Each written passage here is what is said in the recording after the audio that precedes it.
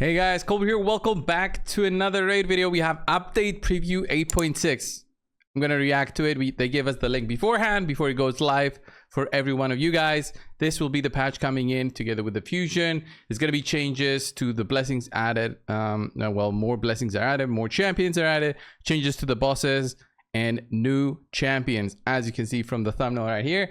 Let's get started. It's like a 6-minute video, so bear with me. We're gonna react. We're gonna see what is up, and hopefully maybe they hit something in there that I have not seen already. So we'll see. Hey everyone, update 8.60 is almost here, so it's time for our regular sneak peek at what we've been working on. Let's dive in. First up, we're introducing a 5th divinity, Harmony. Like the other divinities, there'll be 6 new blessings, focused on healing and strengthening your team using the power of nature. Far out, man. One of the new rare blessings is called Nourish, and it'll improve the strength of continuous heal buffs placed by the wearer and restore any destroyed max HP for good measure. Pretty sweet, right? Actually, a strong one. Harmony One of the isn't all strongest, about I would peace say. and love. One of the epic blessings, called Neutralize, will grant a chance to land debuffs through poison cloud buffs. And the legendary blessing, Cracking Roots, will increase a champion's damage against targets with stone skin. Don't assume that with a name like Harmony, these new blessings are just for support champions. Some will have your Didn't go through the stone skin on the Duchess there, so harmonious boons for everyone. Keep your eyes peeled for more details. We'll be posting a full infographic with all 6 blessings in our update highlights on our official forum and social media. Update 8.60 also answers a long-standing community request: the ability to make gear presets. Yes. When you use the fitting room, you'll now be able to save your favorite combinations of artifacts and accessories for quick and easy use. Just fill out the slots with the artifacts or accessories you're trying on and tap the save button. But there's more to it than that. You'll be able to choose whether you want to save your choice as a champion preset or a global preset. As you might have guessed, champion presets are locked to specific champions, while global presets can be equipped by any champion in your collection. Artifacts and accessories will have separate presets, and you'll be able to switch between them by tapping on their respective icons. Once you've saved a preset, you can then switch up your champion's gear with a few simple taps. Now, we know that changing gear can leave you short on silver. Yeah, problem with this is the silver. They're gonna say about the gear item that you'll be able to get only from the hard version of the Cursed City. It's gonna be going on for an hour, so for that 1 hour you'll be able to move stuff around for free, plus the couple of days that we get every single month about the middle of the month. So amazing. This is what we wanted. If anything, out of all this update, this is the biggest part, right? For me at least, and I think for you guys as well. You want to be, adding stuff in the champions presets, especially the global presets, are going to be very helpful. I don't think anybody would say otherwise. The problem is silver. Silver is the huge bottleneck in the game in terms of how much you can play around with what you have, right? Gearing up your champions costs silver, upgrading your items costs silver, even summoning costs silver. So everywhere, everything you do in the game costs silver in one way or another. So it gets very difficult for players, especially early game players, to actually utilize these kind of stuff. So you have to be very careful and be very mindful before you start using these features and spending your silver unwisely, right? But we've got a little something to help with that. We're introducing the free gear removal booster, which can be earned from hard difficulty stages in the Cursed City. 3 hours when activated there, so from your inbox, these boosters will, you guessed it, completely reduce the amount of silver it takes to remove gear. Activate a booster and use the limited time window to swap out as much gear as possible and conquer new stages. Oh, you know what? And one more thing. I would have preferred if when you use that item, it only counted time that you are in game. So what I mean by that, in case you're on your phone or even if you're playing on PC, if you logged out or closed the app, then it would pause that timer. They don't do that with other timers. But it would have been nice because it's only 1 hour. So imagine if you just pop it and then something happens in the house or something. Somebody comes to the door. You have to do like something for 20 minutes. You basically lost 20 minutes out of the hour, right? For nothing.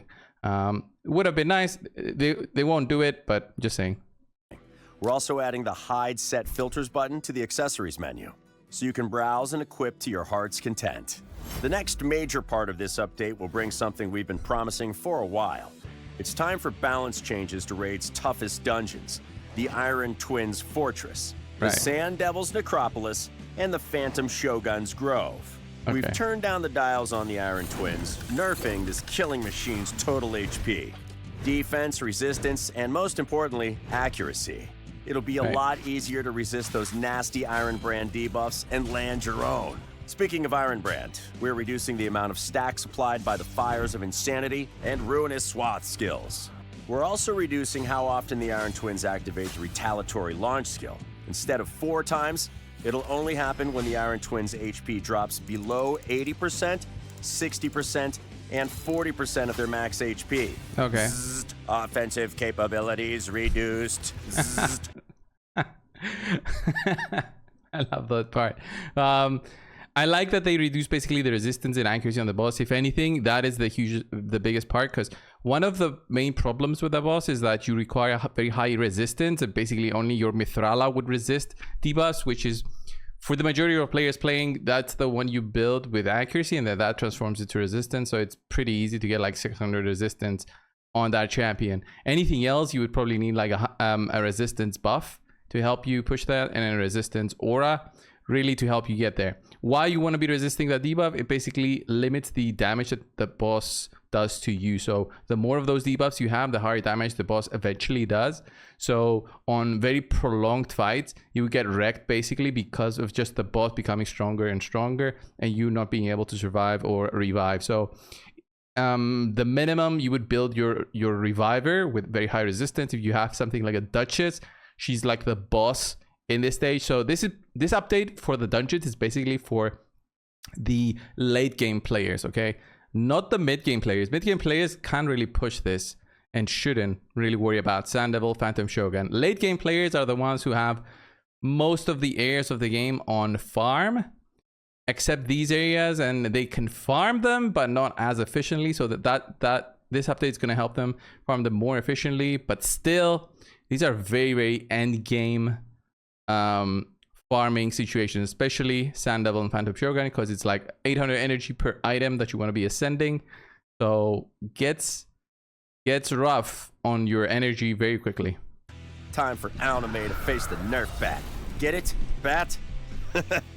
Anyway, okay. He's also getting a significant decrease to all of his stats except attack and speed. And we're increasing his slumber counter as well.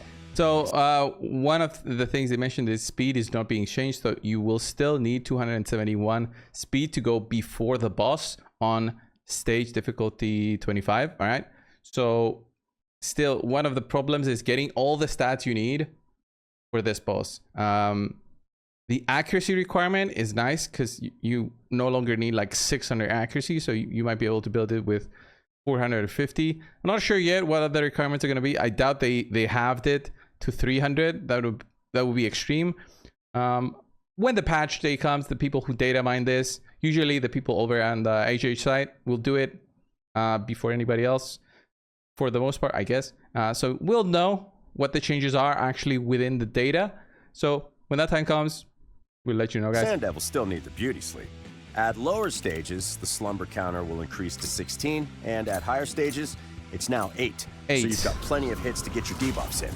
Actually pretty nice. Anime will now only destroy 5% of your champion's max HP instead of 10%. And we're reducing Rest for the Wicked's damage reduction by 15% for each debuff instead of 10%. Essentially, you'll survive longer and hit harder. Win-win. Then there's basically those changes are going to help you do more damage based on the number of debuffs you have. So like having a toxic set now on one of your champions would, instead of 10% extra damage that you would be doing, well, damage mitigation, it's going to be 15% from that toxic set debuff, or any debuff that you land basically. So it's going to be easier to max out on the potential of damage. So if you have something like a Riho, who is a boss for the Sand Devil, you'll be doing way more damage than usual, because you're basically going to be maxing out on the potential damage that you do. And in cases like when your defense down would get resisted, you'll still be able to do some solid damage and possibly reduce the fail rate of your team on Sand Devil. So that's also cool. Phantom Shogun. This poor spectral warlord is getting his stats nerfed the hardest. Ouch. His Purge the Shadow skill has been changed, so now you can remove up to 10 stacks of the Shade counter for every 3 hits, depending on a champion's awakening level. Akumori's Shroud of the Shogun passive is also changing, so it now grants him less Shade stacks for every weak hit champions land on him. To make matters worse for Akumori, the number of Shade stacks that he needs for each immunity or buff has been increased by 10. Exercise your power and send this ghost on to the afterlife. There is one small catch with these rebalances. These new stats will only affect them in their dungeons. The Iron Twins and Alnamea will still be as powerful as they were before when you're facing them in the Cursed City. Well, almost as powerful. The skill changes will apply. Keep an eye out for the full update highlights. We'll feature a detailed infographic on these changes. What he mentioned is that the stats will only be affected on dungeons. The skill changes, because just imagine they just take the boss and they just put it on the Cursed City, right? That's what they do.